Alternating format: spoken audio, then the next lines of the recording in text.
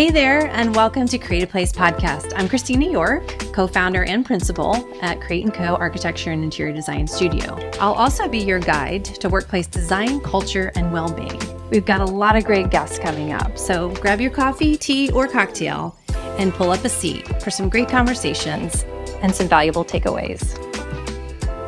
I was in a conversation today with one of the people I coach, and they're certified in our process. They had a job opportunity come up and trying to go through all the pluses and the minuses. And I said, so what's your gut tell you? And are you ready to do the red pill or the blue pill? Which one are you going to do? And we all have those choices, and we all make a choice of playing it safe or moving to where we believe is the better version of ourselves and where we can make a difference. And if we don't start with the little things making a difference, then you're not going to be ready for the big things. Yeah, agreed. That's a great story. Yeah. I never heard the whole thing. Yeah, so well, that's amazing. I wouldn't be here today if you know. You took the wrong pill. Well, and I was telling the person this morning, they've got this opportunity and they're all excited. And I said, you don't know what's going to happen. Yeah. You can do it for all the right reasons, like I did coming to Texas. But the world may have another story for you. Mm-hmm. But that's part of the story too. Right. And how you go through that story is the key to whether you'll make a difference going forward or whether you'll, end up like a lot of people. You just have to be ready to fail, right? I mean, you just have to be prepared. You're never ready to fail. You just have to be prepared that that's one of your choices, that's one of the outcomes, right? You have to I wish I could be that noble and say I was prepared for failure. I was looking at, 2010, I'm retired and all of this stuff. And then, it was survival. It really was. Yeah. I think you look backwards and say, that was good for me.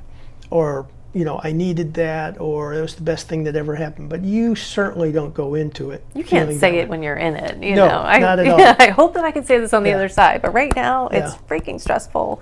And I was like in it's a hard decision. That hurricane scene with Forrest Gump where Lieutenant Dan was raging at the universe and saying, bring it on, do your best, try to take me down. But the key was I had some really good friends around me that just held my feet to the fire and kept me consistent with my family, kept me consistent with me, made sure my priorities were right, and went through the ups and downs with me. That's awesome. Yeah.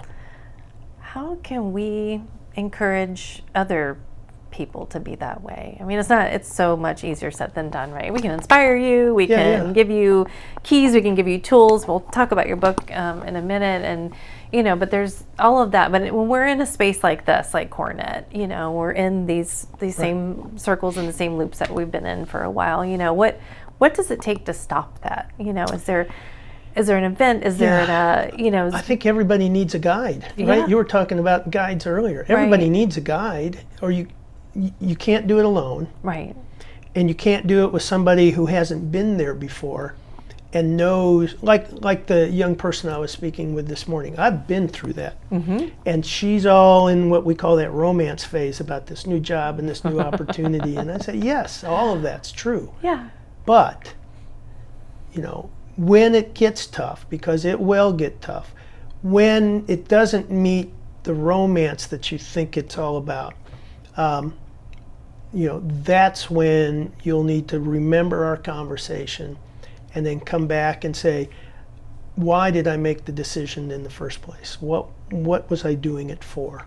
And get rebalanced, regrounded, right. I guess. And there's enough people in the industry, I'm going to be 70 in January, so we have what I call these modern elders around that are happy to help somebody get through things. There's the Bob Foxes of the world, and there's just a whole bunch of people who have seen it, been around for 30, 40 years, have been up and down economically, companies downsize, companies, break kind of their promises and all that, getting betrayed, all that stuff happens. Yeah. And but there's people around that'll help. And that's part of the resilience story, right? Is part of the resilience who do you story. surround yourself with, and everybody needs at least 5 key relationships that when things get tough, they can count on those relationships. Most people have 1 to 1.5 people that they could go to. And that's one of the challenges we're having with this whole mental health thing. We're just isolated and alone. Yes. And that's a whole nother topic that we could get into. Well, and that's part of the value of the workplace, too. Yes. I mean, it can be, I was just having a conversation with Tracy Brower about her book and happiness, and delightful, and it was such a great conversation, and talking about all the aspects of happiness and finding it at work or not finding it at work, and not just to be happy for happiness sake, Right. But to find that fulfillment and try to figure out like what's making me happy. And one of the interesting things that that she talked about was leadership and managers kind of helping to create the guardrails, and Right. And I think we're almost doing the workforce a little bit of a disservice to some extent to say, well, what do you want? What do you need to be, right. I just want, pizza for dinner every night for the next 2 months, well, that's all well and good, but, I'm going to be 50 pounds heavier, and I'm not, I'm going to be very poor health. And, so I think, and that was kind of what we were talking about, if we're not giving them enough guidelines, I'm not saying we're mandating everything and we're controlling, right. But, her point was that if we're at least providing enough guardrails and holding the expectation high enough that it's something I want to achieve to, then that's a whole different experience than just saying, okay, well, we're going to come into the office 3 days a week or 2 days a week, for an example, because we want to innovate, we want to be a little bit more efficient. There's reasons, we have really good reasons behind it. But if you don't want to come in, that's okay. You just destroyed all of your purpose. You just basically discounted everything you just said was important to you and why you wanted us to come in for certain reasons. And then you just said it's okay if you decide not to. So what kind of mixed messaging are we giving, with all of so this? Part of it is we're grasping for, we don't know what the value is yet. We're would be much speculating. It would be much better to do what Lou Horn did. In 2008 with the real estate crash, CBRE lost 90% of its stock value. Coming out of it in around 2010, 2011, Lou said, what got us here, made us successful, isn't going to work. And what made them successful was built all around the broker. And he said, we have all these resources that we don't tap into. We've got industrial, corporate, we've got institutional and retail, and they're all separate, they're all siloed. And everybody was excited, yes, let's break the silos down. And then he said, and we need an environment that supports that. And everyone paused. What does that mean? So they were 70% private offices, and what he was starting to say is, we need to go down to 15% private offices. And then it was over my dead body. So then the resistance came. Right. But here's the difference. He didn't say this is what we're going to do and why. He said, I don't know what the solution is, but we'll figure it out together. I love that. And then they went on a discovery journey. So if I'm a manager, I'm going to say my conviction is we're better together, but I don't know what that looks like. And I would, we're going to work and experiment with this to see what makes sense when we're together, what we do best when we're together, and we're going to start working and discovering our way into a new future. Yes. And that's the challenge, is we're trying to already leap and prescribe what that future should be. We have no clue. And it's different for every organization. Right. And I was going to say it's even different within the organization, right? I mean, absolutely. It really does come down to that management level, that group size, because what's good for one department isn't the same for another department. And I think that is what's happening. We're kind of doing it globally, and if not globally, at least company-wide, and it just doesn't make any sense. And so you've got people on, do you even know who I am? Do you even know what I do? And so there's a lack of all of that trust. Let's close the loop on this whole manager dilemma. Okay. So the manager dilemma is that managers feel like they have to have an answer, and they have to be clear, and they have to be willing, and leadership has to say, look, You guys experiment. This is where we want to go long term. Right. And so first we have to develop a long view of where we want to go. Instead of fall, we're going to flip the switch and everyone's going to show up. And then from there, give leaders or give managers permission to say, look, let's figure this out. Then leaders look at outliers. That's how you change systems. You find out who's breaking the rules or doing things different, getting better results, and then you begin to expand that. So it's no different than, Crossing the Chasm, the book by Jeffrey Moore. And there's an adoption curve, and it's 18% is where you begin to jump the chasm. But you have to first start with those who get it intuitively and are willing to use professional capital, equity, whatever, to experiment, and those who are fed up and just looking for something else. So that's the relationship between leadership and managers. Leadership has to give cover for managers to experiment, then let the managers who are willing to take more risk, they need cover, we learn from them, and then we begin to move forward in what's working. Right. That's the organic way, but it's longer and it's messier. Well. And then we've got to support managers on the burnout side. And we've got high demand. I mean, how many managers do you know that are, burning the candle at both ends? All of them. All of them, right. I hear it all the time. I've gone through several that have these weird autoimmune things that kick in. And then when we coach with them and focus first on sleep and then get out of the pressure cooker, all of a sudden those symptoms disappear. And I've got half a dozen examples in the last 2 years of people who've gone through weird physical stuff, and it's all stress related. Yeah. So, I've developed something called the 6 disciplines of post-traumatic growth. I don't know if you've heard that term before. I've heard it. Okay. But please expound. Okay. So in the I think it was 1995 when Japan had an earthquake in Kobe. And they found that a portion of the population came away stronger. They had clarity about themselves, more connectedness, appreciation for life, open to new things, and these attributes. And as they studied it, they called it post-traumatic growth. Okay. So when we had the war in the Middle East, the Gulf Wars, we were finding soldiers coming back at a much higher rate of PTSD, post-traumatic stress syndrome. Right. They brought in Dr. Seligman from the University of Pennsylvania, who was formerly the president of the American Psychological Association, a protege of Donald Clifton, who did the Clifton Strengths or Strengths Finder. And Martin Seligman and Mihai Csikszentmihalyi out of Chicago were the fathers of positive psychology, 1999. So all of this is converging, and he starts studying outliers. So that's where I got so influenced by the whole outlier thing, because of what he did. And he found certain percentage of soldiers came back stronger.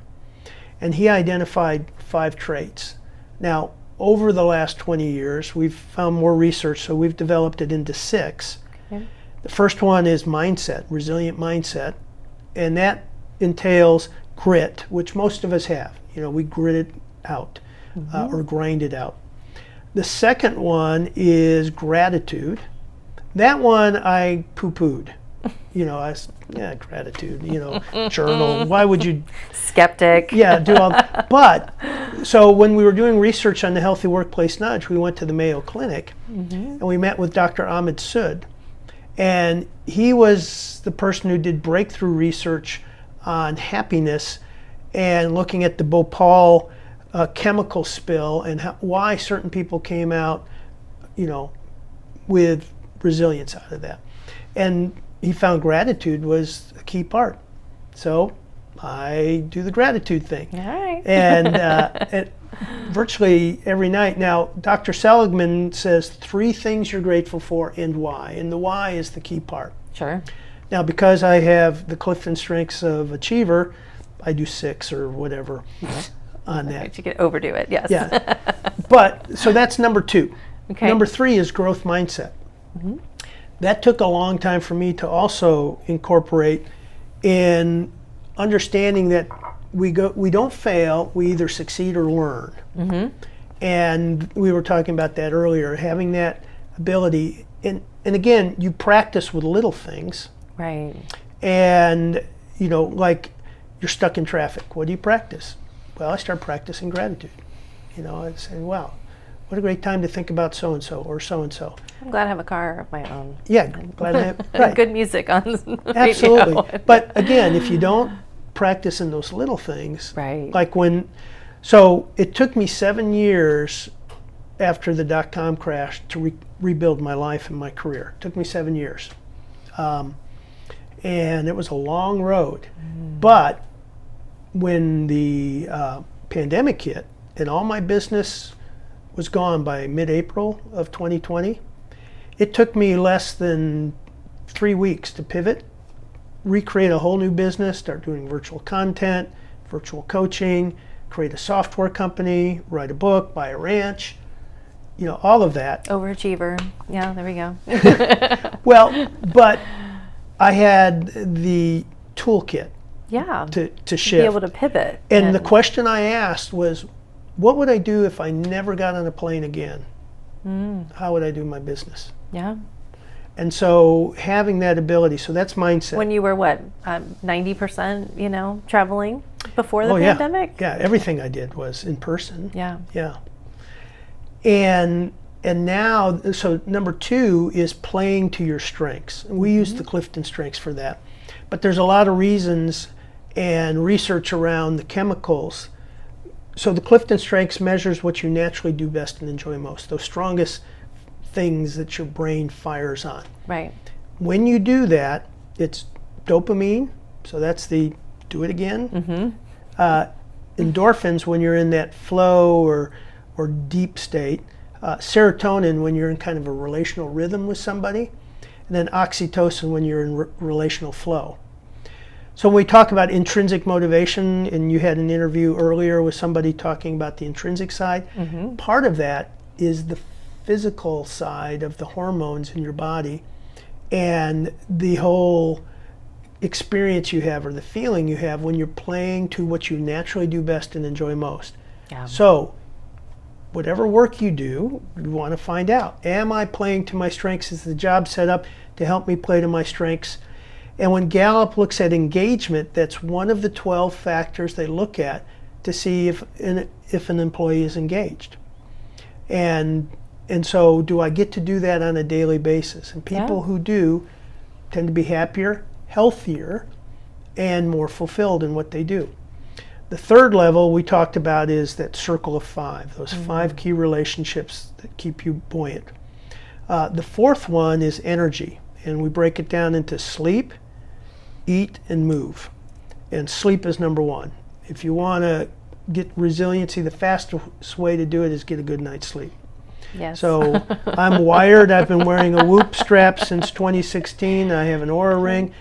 Every day I measure, and when I'm with clients and there's the temptation to stay out late, I'll show them my app and say, look, it says this is what time I need to go to bed to be at my best. Now, if I don't need to be at my best, I'm happy to stay out. We're game, yeah. And I did that last week. And they said, no, you're fine. That's great. And then purpose. So we look at purpose in 3 levels. And I think this is where people get a little bit mixed up because they're chasing their, quote, why. It's very vague, conversations so on I'll purpose. make it clear for you in 30 seconds. Okay. Yep. No. We all have a universal purpose to become our best self. So we use the Clifton strengths to find out what do I naturally do best and enjoy most. And then Genius Spark, the book that we wrote, takes you a little bit on a journey back to childhood because NASA research found, there you go. I'm going to pop this out. Yeah, yay. NASA research found during the Apollo program, they created an assessment to pick astronauts, but it was so intuitive that the creator of the assessment, George Land, gave it to 1,600 preschoolers in the Head Start program. To his surprise, found that 98% test as geniuses. So you probably know where it's going. Now they go to school. So by the time they get out of Genius beat out school, of 'em.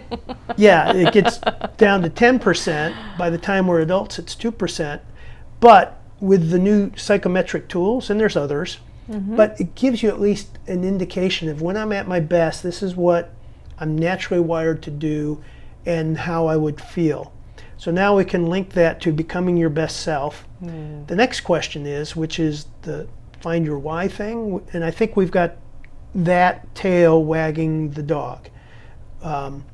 And so the next part of that is find the place that demands the best of you. Okay? And then the third one is, how do I close the gap daily? You know, how do I close the gap between what I think I could be and what I showed up as? And athletes do that all the time. Yeah. They look at performance, they measure it against their best, and they think about, well, how do I do better? And then the last part of it is progress. Daily incremental progress. Look at 1% gains every day, not major gains. So if you're going to start working out, for example, make it so easy, like one sit-up. Do one sit-up. Do one push-up. Yeah, that's brilliant. But the key is... And one more every day, or 1%? Or do it until it's a habit, because it's the habit that's more important than the amount. Right.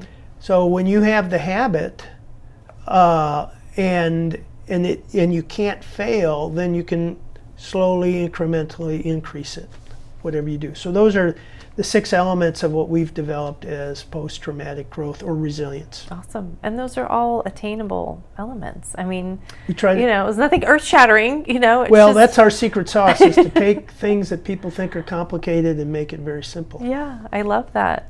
Well, I can't wait to dive into this, too. Is there anything you want to add about the book? Why should I pick this up? When am I going to get the most out of it? Well, you're going to discover hidden capabilities Okay. and how to bring those out. Yeah, I love that. That's what it's about. That's simple. And it's a simple book, simple process. Okay, I love it.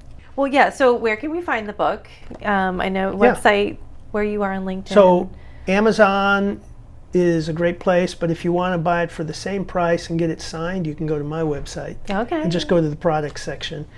And is that GoMindshift.com? Just rexmiller.com. Okay. Yeah. Cool. Yeah. Or LinkedIn. Find me on LinkedIn or rexmiller.com. Okay. And then the audio version should come out before Christmas. Oh. And we have a software that goes along with it that supports you and your teams to help your teams become their best. Similar process. Kind of like a virtual workbook kind of thing that you can work through? Well, not a virtual workbook, but so what we've done with assessments, and this is the innovation we bring, again making things simple. Most workshops around assessment tools or strengths or team building don't go beyond the workshop. Nobody ever does it. And the reason is you've got to learn all about the system. So what we've done is we've started with the Clifton Strengths, and the software walks you through creating a paragraph of who you are at your best, and then how you get in your way. And then the next thing is how to bridge and understand the differences in others. Okay. So all you need is that paragraph, and then you can reprogram your brain. We've got exercises to how to reprogram your brain to continue every day, just become a little bit better version of this description of who I am at my best. I love that. It's almost like a personal mission statement, or elevator pitch, personal mission, but it's based on an assessment. So it's evidence-based. You've personalized it and simplified it, so you have no excuse to not use it. Nice. Yeah. All right. Thank you so much for taking the time you're welcome. to This was be fun. here Yeah. today. I'm going to have to poke you again later at some point so we can follow up on some of this. Yeah. And I'm looking forward to seeing what conversations happen this weekend at Cornet. I am too. And we'll see. Yeah. I hope to see some changes. Is there any last, kind of tidbit that you would share? What's something that we can take away and actually go and do, especially in the realm of workplace, like we're talking about this weekend, that leaders or managers or anybody can take away and do now that would make a difference? Yeah, I think discovering your strengths. Now, we don't sell Clifton strengths, but whatever you do, find out who you are at your best, find out who your team is at its best, and work on improving that a little bit and a little bit every day. And be an advocate to the leadership to say, I think I can help figure this out, right? I think I can work with my team to make a difference. And, I think give that's us where some it room, needs to give us break some through room that to barrier. experiment. Yeah, okay, that's great. Yeah. Awesome. Well, good. Thank you.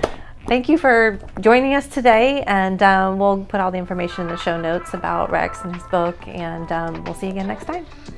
Hey friends, if you enjoyed today's episode, please join in the conversation at Create a Place Podcast on LinkedIn or Instagram. And don't forget to subscribe. We're so glad you tuned in to Create a Place and look forward to seeing you next time.